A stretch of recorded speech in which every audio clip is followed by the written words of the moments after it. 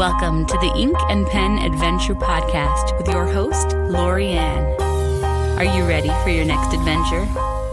Hello, everyone, and welcome back to Ink and Pen Adventures. Today, I want to talk about my art journaling travel kit. Sorry, I'm trying to figure out the best way to phrase that. I have a kit that I take with me when I want to potentially urban sketch or watercolor on the go. So stay tuned, and I'll get right into it. Have you ever wanted to capture that scene? Maybe you're on an idyllic little main street at a cafe and you look down the road and it just feels really inviting and really warm. The colors are lovely and welcoming and you want to capture it. So you take a photo. Absolutely. I do it all the time. And I sometimes take a photo so that I can sketch it or draw it or do something with it later. But also sometimes I take a photo because I'm afraid I'm going to forget.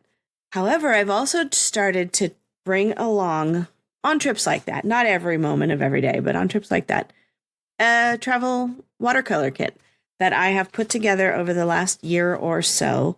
And I'm pretty pleased with it. I gotta say, it has had some incarnations over the years. It has been more complicated. It has been far more bulky, and I've gotten it down to a little folio from Art Toolkit that is, I think, probably like a B6 slim sized. So maybe 6 inches wide by 6 inches tall by 4 inches wide with a zipper.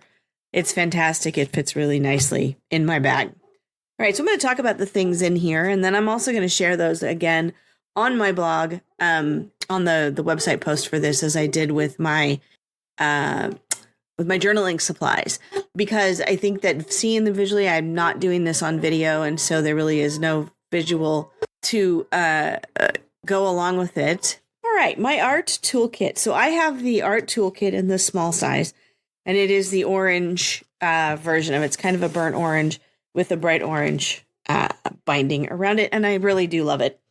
It was worth the money. It was not terribly cheap, but it also wasn't as expensive as many of them from the Superior Labor or Galen Leather or anything like that. So I'm just going to go through the items I have in here and why on some of them. So the first thing that I do have in here that is, I think, one of my favorite things is it is just a cheap fountain pen by Platinum Preppy. That is probably can be anywhere from $3 to $10. $10 would be the most expensive ones, and that would be a specialty barrel. The reason this one matters is because it has a carbon ink in it, and carbon ink is waterproof after it dries, and it does dry fairly quickly.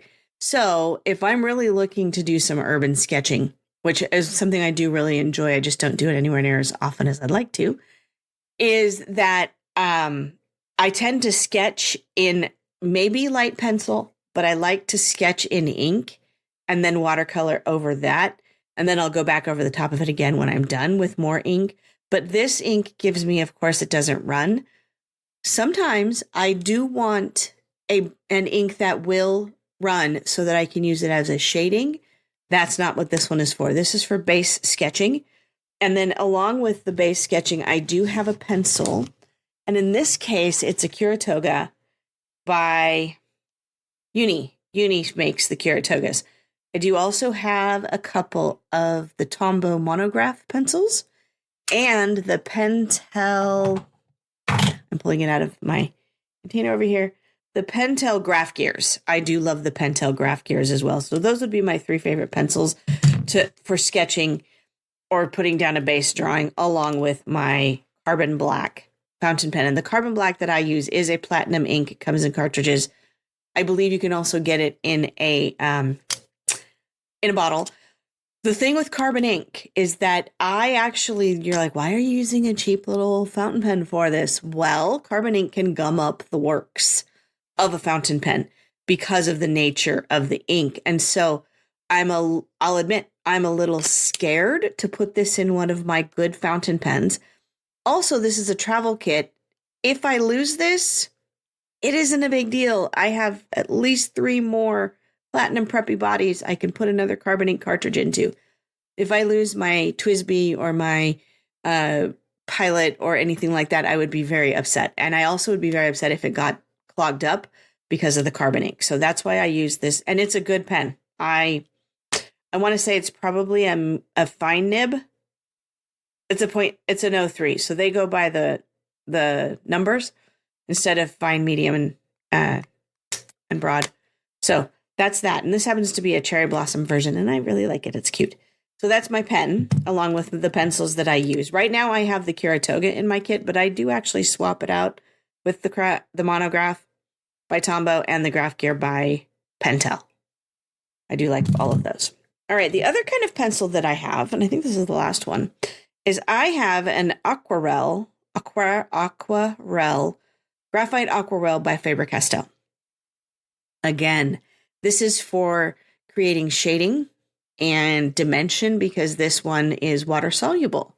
I love it for that reason because my watercolor palettes don't often carry a dark tone like a black. I will sometimes have a Payne's gray, but this gives me the opportunity to be really specific about where I want those shadows and then just add a little water, and it works really well. So the Faber-Castell Graphite Aquarelle, and this is in an 8B.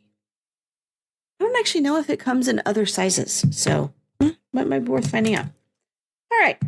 The next thing that I have in here is I do have a Tombow Fudenosuke, and I do not know how to pronounce that. Fudenosuke. And this is the hard tip. And I use this after I've completed my watercolor drawing to add in some outlines. I like outlined buildings. I think they look fun. And I also add some accents and some definition to things. It helps clean up my drawings, my paintings. So that's one of my favorite pens, the Fudenosuke. It is water-based. I believe it does run. Actually, can't remember off the top of my head, but I don't use it for something where it matters. The next thing I have in here is I do have a couple of felt tip pens. I have a Micron PN, not actually a felt tip. This is a plastic nib, what PN stands for. And it is the PN in black. And I use this for the same reason, but this is waterproof. So sometimes if I need to draw and maybe my fountain pen is not with me or something, I will use these Micron PNs, and I love this pen. It's one of my favorites. The other one I have is the Sensations by Zebra. It's a technical drawing pen, and it is in 0.2. And I think it's in 0.2 because that's the one I have. I'm not a huge fan of the really small ones because I write too hard. I put too much pressure down. So this is the technical drawing pen by Sensations. It is water resistant and fade proof, which is awesome. And then the other pen I have is, let me see if I can actually get a brand off of this one. Tombow. Oh, yes, of course. It is a Tombow calligraphy pen. It's got a pointed tip on one end. And I believe it's got a black tip on one end and a gray tip on the other. So it's good for highlighting and shadowing because the gray is fairly light. I'm going to test this. Yeah, it's a fairly light gray. I'll do a swatch when I put the picture up.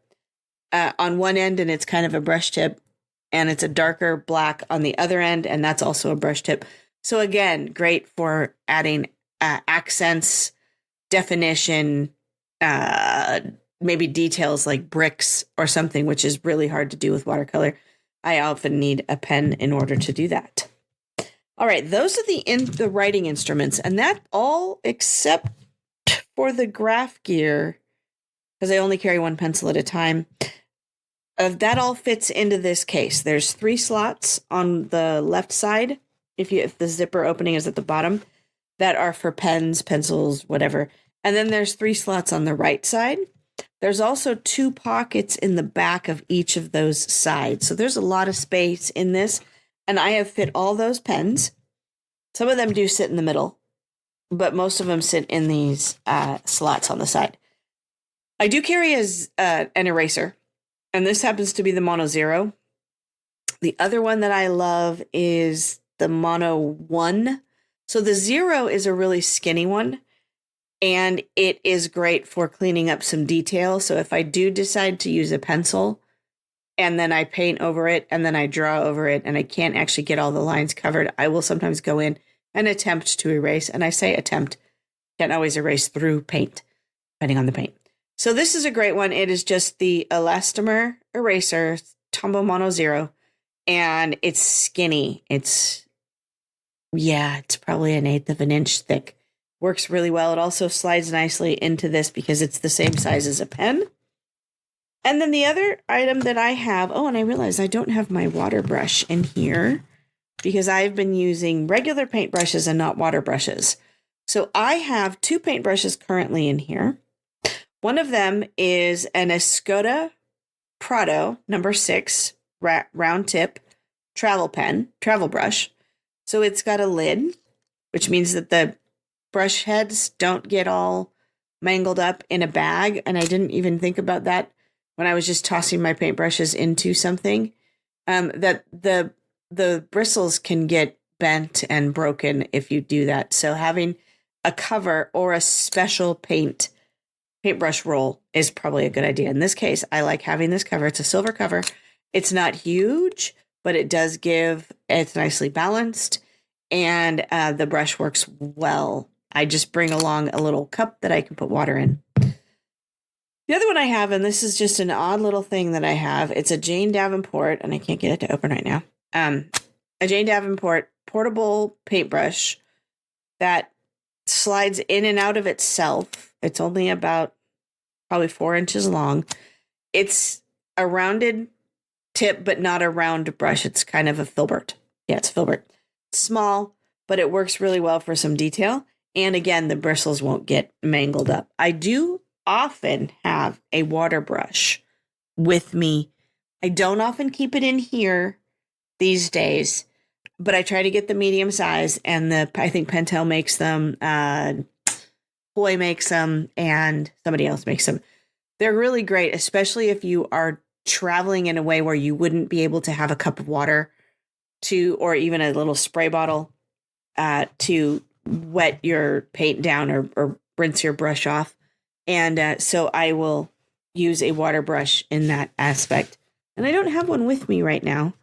And I'm trying to think. I also will sometimes keep a little spray bottle, but I don't tend to wet my paints down first. I tend to just use a wet brush. So the spray bottle has been taken out of here, but it does fit in one of these little compartments on the right side. So those are the tools that I use for my painting. I do have in here a small, I don't know if I can get it out of here, a small scissors. Sometimes you need them. That fold up. They look like Fiskars, but I don't actually think they are. They might be. They fold up. They have a very short, maybe 1.5 inch blade. So they're safe for TSA if you're traveling on a plane, or actually really any security where they want you to not bring sharp objects. It does have a sharp tip when the blades are open, but when they're closed, it's not really as sharp. Please know that because it's acceptable through TSA or other airport security, if you are international, it may not always be. Things like that do change. And please make sure you're checking before you go. Don't just take my word for it, because this is as of today in 2025 that you can bring scissors. Who knows? That may change. All right. That's the first thing. So the next thing I have here is I actually have 2 watercolor palettes. These are a combination. So they're both made by Art Toolkit, who makes this case as well. One of them is a collaboration with the Travelers Company, and I don't think these are available anymore. But one of them is a collaboration with the Travelers Company that is the size of a business card case. And I have, let me count, 10, 11, 12, 13, 14 colors in here, ranging from red all the way up to Payne's Gray, with a variation of every color I think I could need in there, and a tiny little mixing palette. The cool thing about these is that the top of these, the lid, is also a mixing palette. And since I'm traveling, I'm not bringing a mixing palette with me.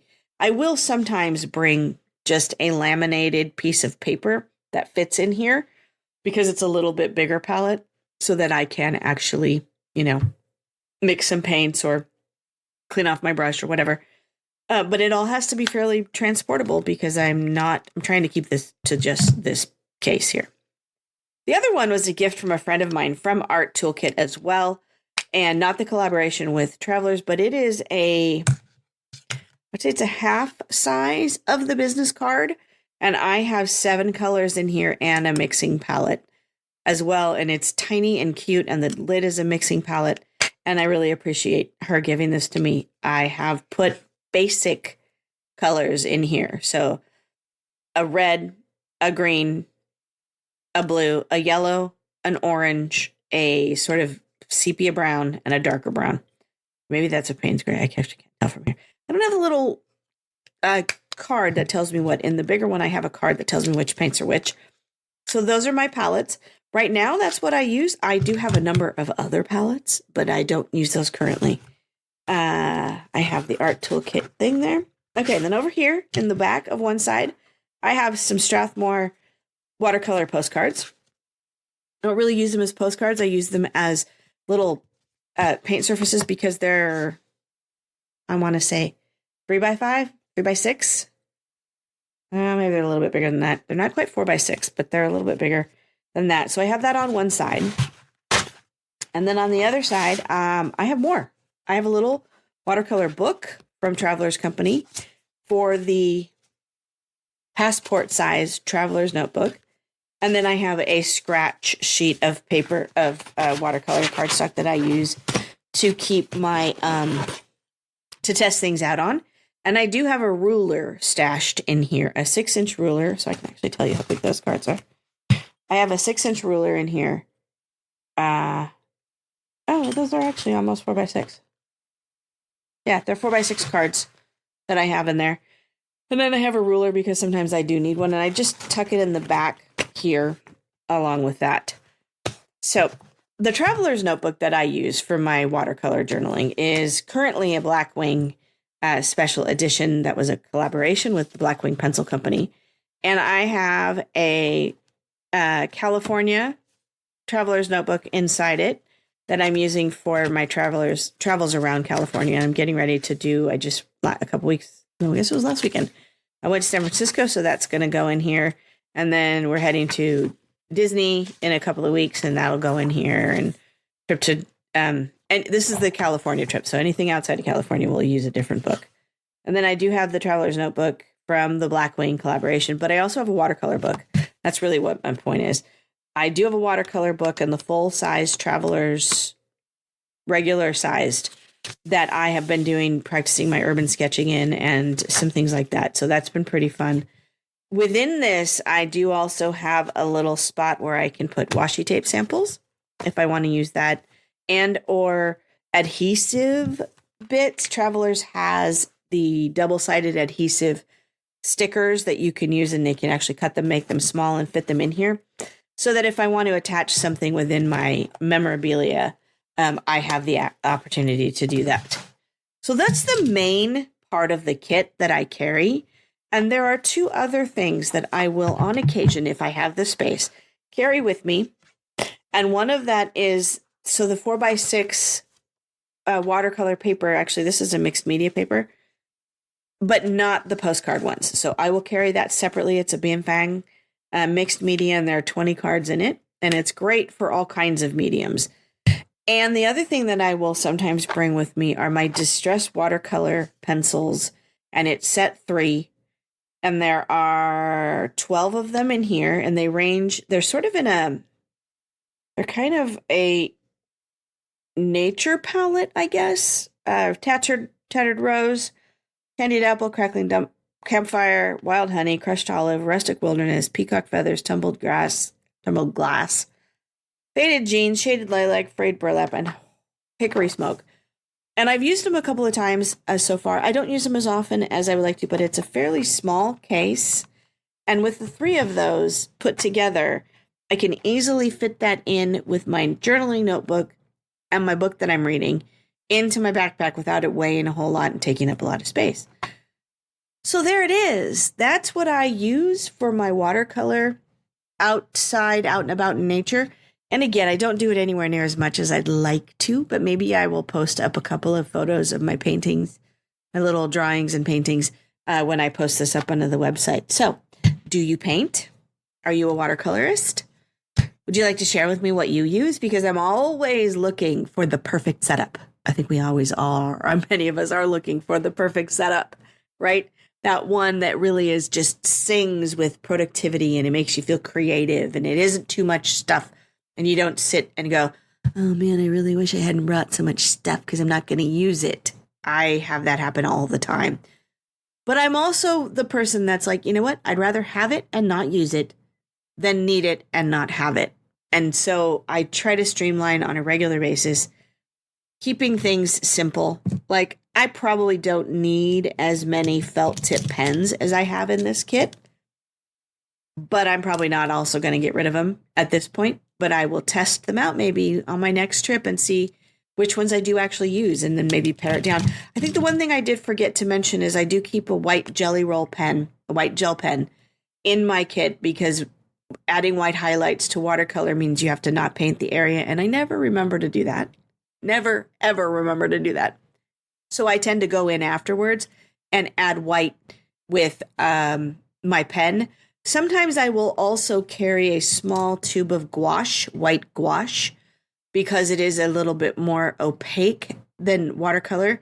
And I can do some flicking. So I get some white dots, make some stars or some accents. And I really love that aspect of it. So my apologies. I did forget those in talking about my kit. All right. And where's your favorite place to go watercolor? I am a big fan of cafes. I think cafes are fun to paint because it may look like just a Starbucks, wherever you may be. But if you take the sort of Starbucks out of it and treat it like a sidewalk cafe, it can be really quite entertaining to paint. So I hope you enjoyed this, and I hope you share with me what your favorite watercoloring or painting or drawing tools are out and about. And with that, I wish you a bon voyage, and I'll catch up with you in the next episode. Have a great one.